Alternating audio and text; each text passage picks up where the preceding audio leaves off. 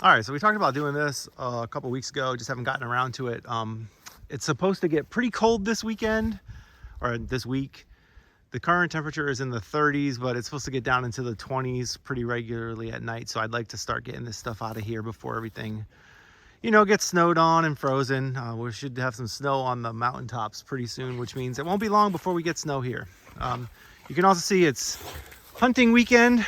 So we have dogs with nice bright orange coats so that nobody mistakes them. This one, maybe they wouldn't so easily, but that guy's pretty brown and tan. He could easily be mistaken for a deer from a distance. He doesn't have a white tail, but the rest of them. So the goal today is basically we're going to take out the charge controller. We'll disconnect the ground wire, and then we'll undo all of the electrical wire around here and roll it up. And basically what I have is just a piece of a birch log. You can use anything you have, any kind of stick or pipe or a bat, whatever, right? Like some sort of item that you can wrap the wire around, because you don't want to throw this wire away, of course. You pay for it, it's expensive. Well, not too expensive, but it's also not cheap. So we basically want to be able to reuse it next year. So you can just roll it up on something, take it down, and then you could put it back next year. Now you could leave this out all winter, but in Vermont we have really long, really cold, very snowy winters with a lot of ice, and I just don't feel comfortable leaving it out here. I think it would probably get broken. And remember, there is metal inside of these, so who knows if that becomes fragile when it gets super, super cold and caked in ice. So we're just going to take it down to be on the safe side. We'll also put the charge controller away just because we don't need it right now. So setting it in the storage will be better than leaving it out for the elements all winter. All right, so I'm going to get started on that. I'll disconnect the charge controller and kind of show you what it looks like. So the way that this works is these are just screw connectors, so you can unscrew them and pull the wire off. So I try to not unscrew it too far, but yeah, there we go. So that's what connects it to the live wire. And we do the same thing for the ground over here. It's just a copper wire. You can see I ran it to a grounding rod down there. We talked about that in a video earlier this year. But basically, that's how the system works, right? Because the ground is grounded and the wire is live. When you touch it and you're stepping on the ground, you create a circuit, which electrocutes you. And how does that feel? It hurts. Yeah, I've got it on my back. It definitely does not feel good. And the controller itself just kind of slides onto the pole and can come off. So now you would want to be very careful to make sure that this is off when you do this. When you're working on it, you don't want to ever have these live and touch them because you'll electrocute yourself or shock yourself. You won't electrocute yourself. It's not like you're going to die. It'll just be very, very uncomfortable. You want me to take that to the shed? Sure. Actually, we'll just set it down for a second. So that's going to get set to the side. I'm going to leave the ground rod in the ground. Because we don't need it to come up for any reason. But I think I am going to disconnect the wire here if I can figure out where the end is. There we go.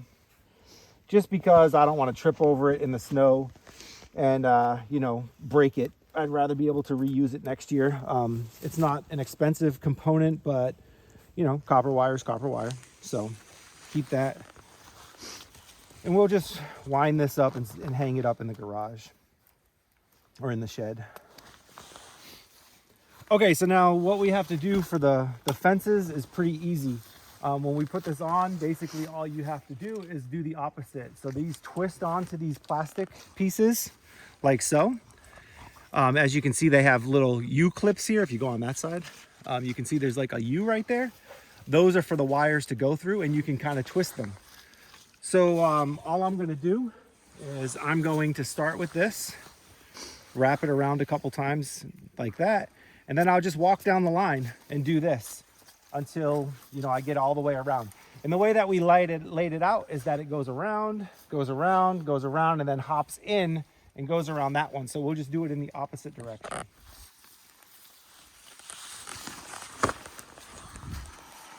So here we are at our first junction, and you can see that it definitely is wound around a few times, and that's okay. That's what we want. So we can unwind it accordingly. So just kind of untangle it however you tangled it on and just work your way down. We'll probably take these off as well, but I believe these will probably be okay making it through the winter. So maybe I will leave them out. Maybe you should do a test run. Yeah, well, we have a bag of like 1,000 of them. You order them very cheap on Amazon. So I have a ton of them. So if we did lose some, it wouldn't be the end of the world. It would probably be faster if you had one of those roll spools, you know, because it'd be easier for you. Oh, I guess I didn't think about this. I had to take these off. Probably should have done this earlier, but that's okay. These are just twist ties. So we can just untwist and take these off. Now, I don't know if your area that you live in requires these. I'm not even sure if Vermont requires them, but I think it's a good idea to put them on just so that people know that you have an electric fence. You wouldn't want somebody to walk up, not know what this is, and electrocute themselves, you know, zap themselves. First of all, just because it's not nice. Second of all, maybe they sue you. Who knows, right? So I put these on here just in case. They're a couple bucks at Tractor Supply or on Amazon. So it's much cheaper and easier to do this than to, you know, risk somebody getting electrocuted or shocked or, you know, once again, getting a lawsuit.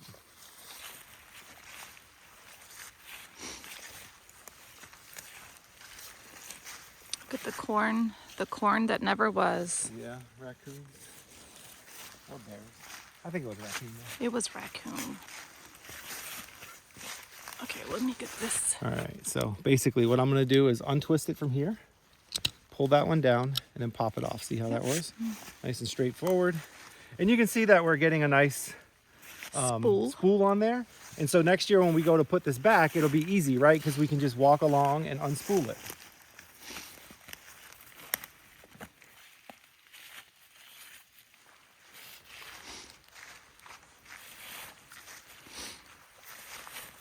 Got no garlic coming up yet, so that's good. Didn't plant too early, even though it's been a very warm winter or fall. Ow. Very, very warm fall. Zed, Ryan, come. Where'd they go? Oh, there they are up on the hill. Let's go. Come on. Zed's gonna take the long way. Mm-hmm. Here he comes.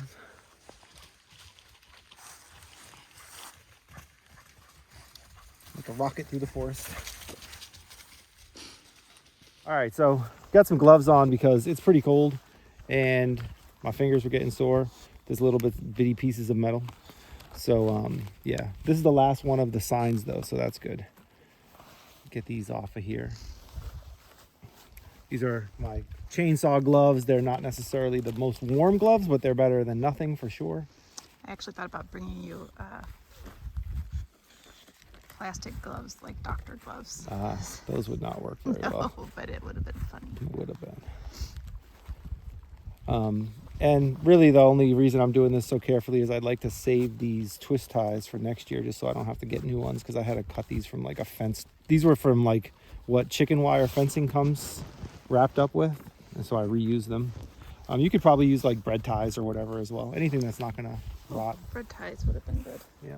As you get to these areas where there's lots of pieces coming together, you might come into a similar situation where you have to, you know, put a few pieces on the roll. Like the one down here, you'll have. Yeah, you'll have several pieces coming together, and you got to make sure that they're all well connected, or the electricity won't flow through.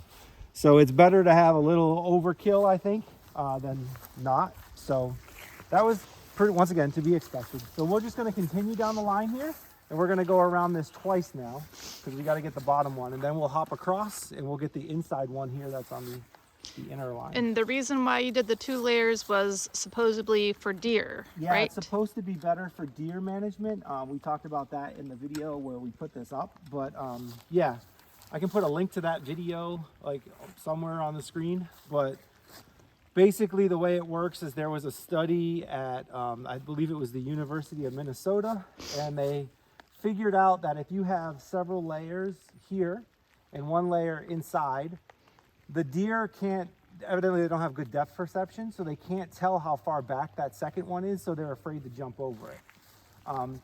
I'm not positive that I use the right wire for that. A lot of people that do that use the electric tape, which is like a thicker, you know, it's a wider, looks like tape, electric wire. More like This did seem to work though. We only had one deer get in here all year. Well, we forgot to turn the fence on that day. Right, but I'm just saying we Yeah. could get through. So. But so is it more like painter's tape? The tape, like yeah, it wide? looks like more like masking tape. It's Huh. and it's not significantly more money or anything. This is what I saw when I was putting the fence together. So I used this, not realizing that there was, multiple options there. So I don't know if you can see that if you zoom in right there, but you can see there's like little wires on that. Let's see. I see. Back out just a little. Yeah, there you go. There's like little wires right there. You can see it on my finger. That is basically what just caught here. So this is what carries the electricity through the line. There's like a plastic or a filament type of string, and then it's got metal wire inside of it, and that metal wire is what carries the electricity. And sometimes you'll get a piece that sticks out like that and it'll grab onto something like I just had. No big deal though, just pull it through and keep on going. And something that we need to do very soon is, I don't know if you can make out these trees right here, how close they are to this fence line, but all of these little trees and all of this stuff up here has to come down because these were definitely blocking light from getting to the garden this year.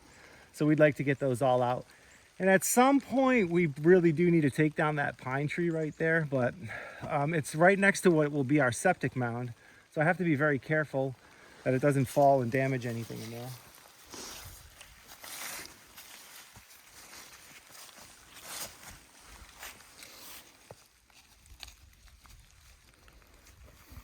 Hey, bud, what's up?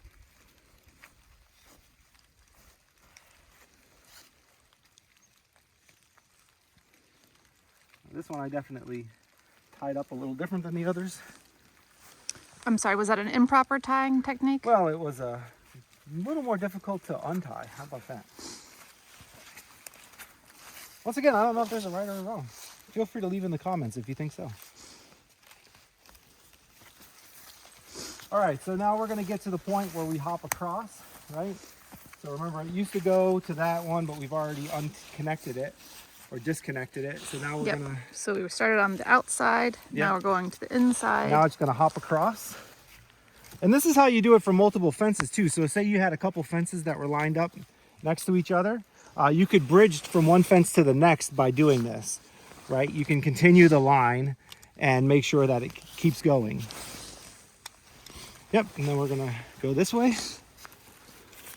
Are you going to be taking this fence down as well? Probably not right now.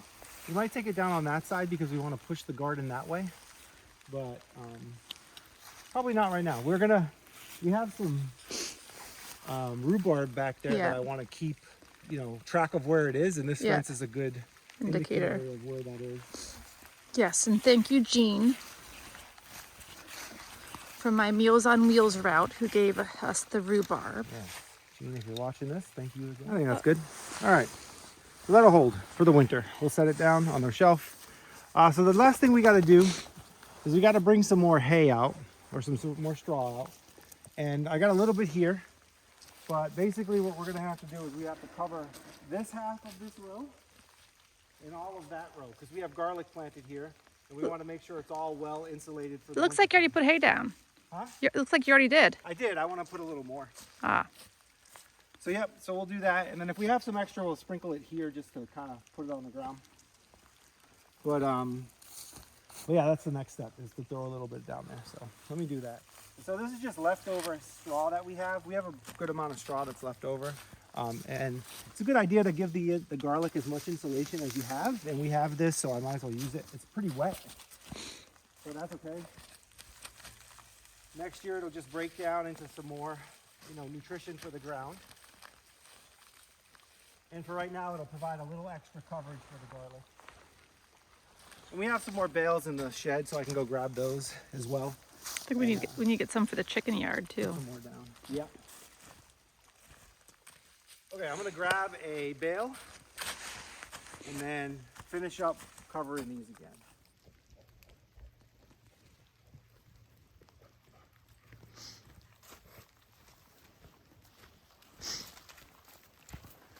So we keep the hay or the straw inside the shed because it gets really wet. As you can see from that, it was already broken down, and that was less than a year out here. So if you keep it inside a dry spot, it keeps it better. It doesn't get all nasty.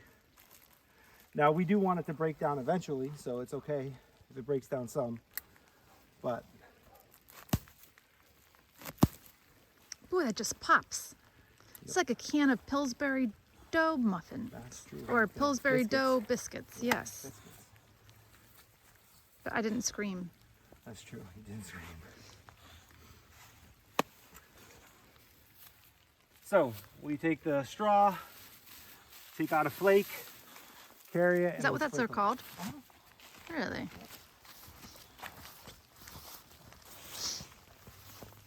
And you just kind of break it up and let it drop. You don't have to be, perfect with this. This is really just to give some more insulation to the garlic. It's not, a perfect coverage. We're not worried about getting every inch of the ground covered. We just want to give a little more protection to these garlic over the winter.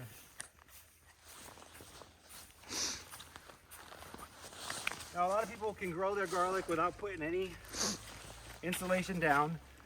So I don't know that this is absolutely necessary, but in the long run, we want to have the straw breaking down and creating better soil. So Because it our doesn't hurt. soil is full of clay. Yeah, it's pretty much pure clay.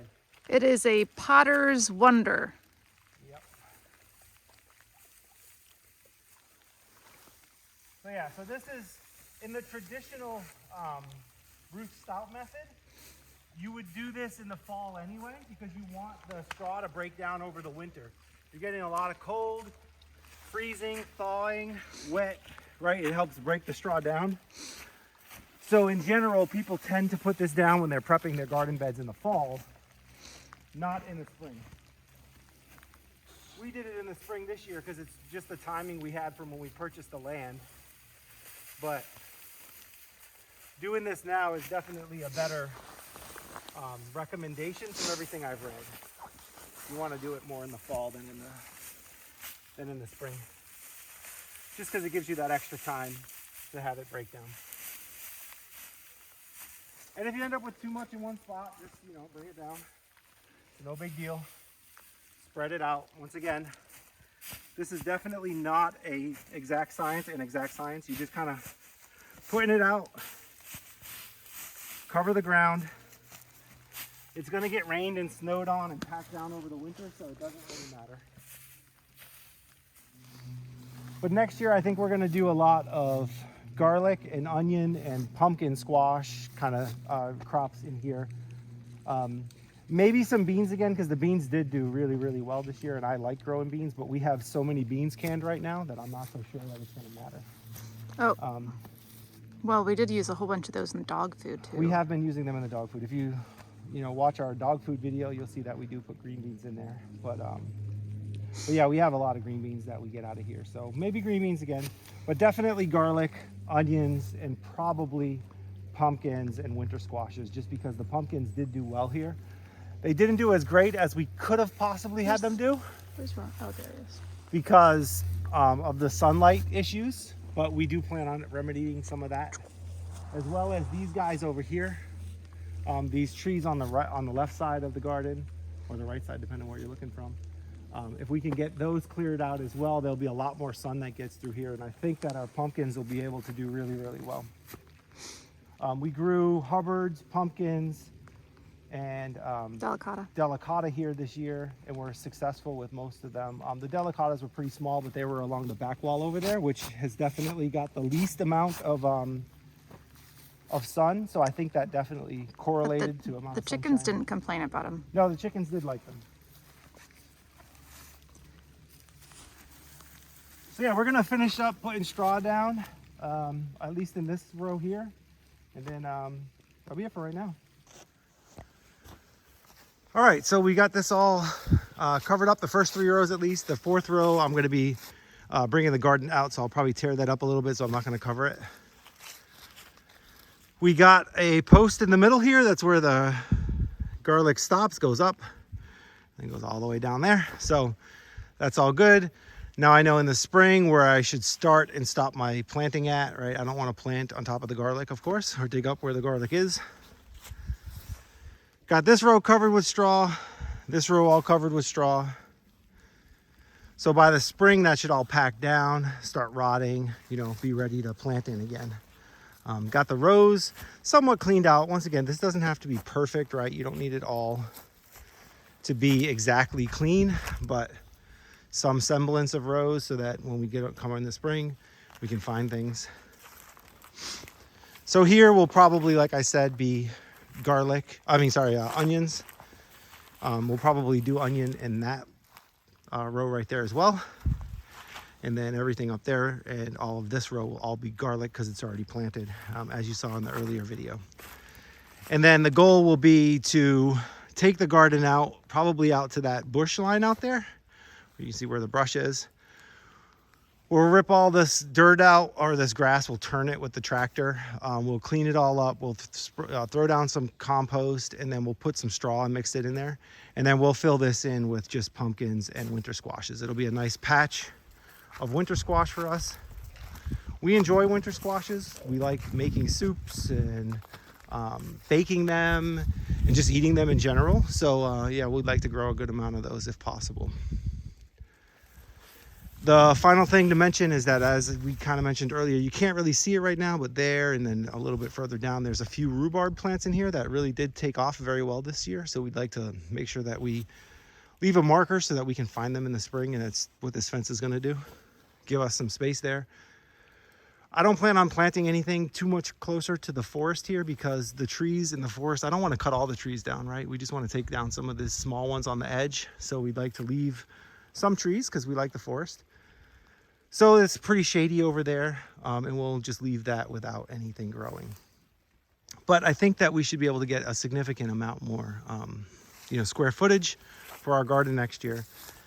And with that, the garden is pretty much ready for winter now. There's not much else we have to do. The cold weather's definitely here. Like I said, it's going to be in the 20s pretty much all week. So I expect this to all freeze up. We'll have snow on the ground, soon enough. And then it'll be covered with snow until April probably. So yeah, it's good that we got this done now. That's going to be it for right now. I think we're all set. Thanks again for watching and coming along with us as we do our gardening, take care of our animals, and build our home site here. Yeah, if you like this video, give a thumbs up. Go ahead and subscribe and click the bell to get notified of when we make new videos. All right, well, thanks again. Everyone have a good day, and bye.